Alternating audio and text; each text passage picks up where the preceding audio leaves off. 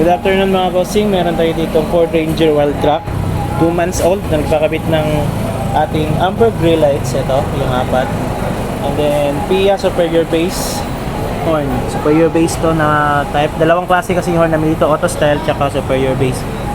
Itong tunog ng superior base is medyo buo siya, wala siya sound check na lang natin para marinig nyo. Ito siya.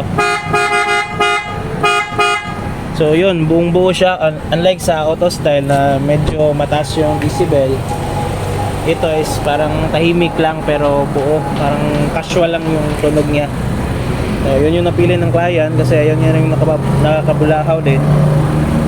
Ito lang, poging-pogi pa rin.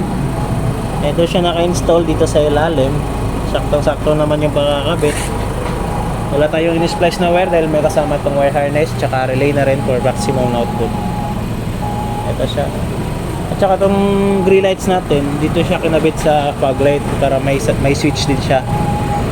Pag nag-on yung fog light ni sir, kasama yung grille lights. Ito siya. 2 months old pa lang to. Pinakabitan ni sir ng horn. Ford Ranger Wild Track. Yun mga boss, for more information and curious about among mga product, dito lang yan sa Andes Autos Accessories. Walang highway lang po yan dito. This way to Zamboanga, dito is para Pagadian Rotonda. Ito yung landmark Shell katabi Price Gas. So again mga boss, Ford Ranger Wild Track, PIA superior base tsaka grille lights. Peace!